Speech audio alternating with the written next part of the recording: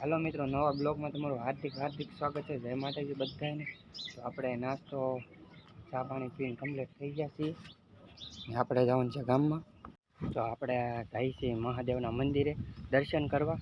જોઈ શકો છો ને કંઈક મસ્તનું અહીંયા નજારો છે. આમ બે બાજુ નારિયેળી સોંપેલી છે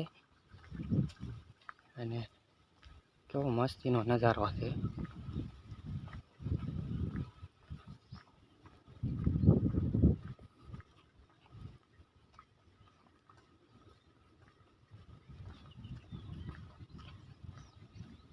વાતાવરણ એનું કંઈક મંદિરનું મસ્ત જ હોય અને આવું કંઈક મંદિર છે.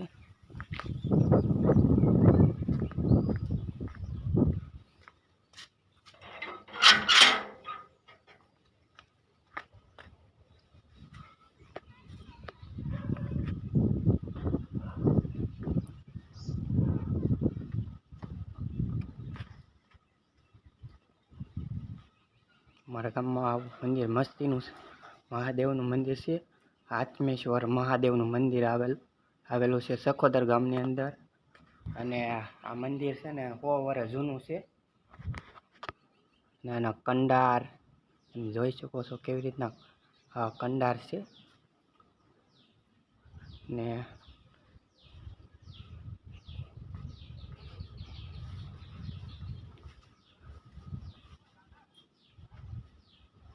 આવી રીતના મંદિર કંઈક મસ્તીનું છે ને આત્મેશ્વર મહાદેવ મૂર્તિ છે.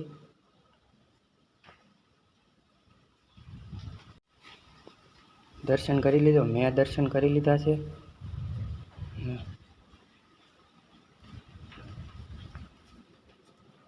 ગણપતિ દાદાની મૂર્તિ છે અને કાળભૈરવ દાદાની સુબી છે. અને પછી આપણે એક અહીંયા હેઠે શિવલિંગ છે ને આવું કંઈક બગીચો છે મંદિરનો. કરેણને એવું ફૂલ છે ને એક અહીંયા શિવલિંગ છે મહાદેવની મસ્તી. અને અહીંયા હનુમાન દાદાનો ફોટો ચિત્ર દોરેલું છે.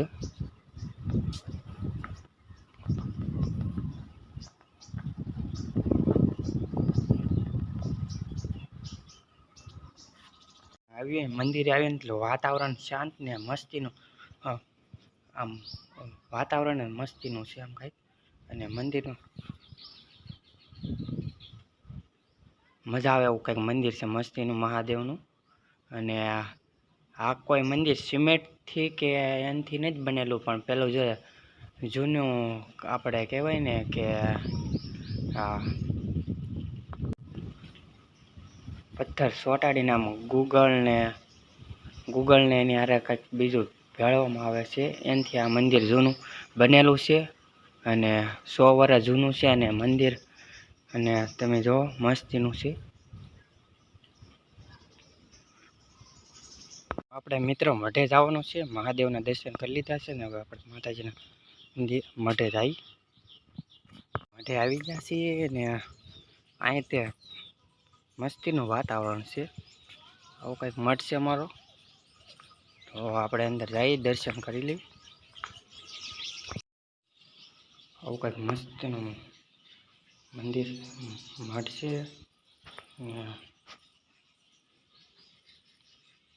મેં પણ દર્શન કરી લીધા, તમે પણ દર્શન કરી લેજો. જય સેવા કરે મઢે.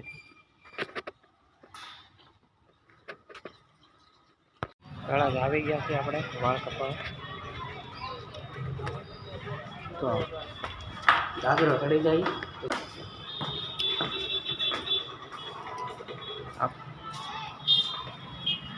અહીંયા આપણે દુકાન છે વાળ કપાવાની. આપણે આવી ગયા છે મુકેશભાઈની દુકાને સોડા પીવા. આજ મુકેશભાઈ આદિ સોડા પાઈ છે આપણને. શું કહે છો મુકેશભાઈ? હે આપણે તળાજાથી ઘરે આવી ગયા છીએ અને મિની બ્લોગ અહીંયા પૂરો કરીએ છીએ. કાલે મળીએ છીએ નવા બ્લોગ સાથે. જય માતાજી બધાને.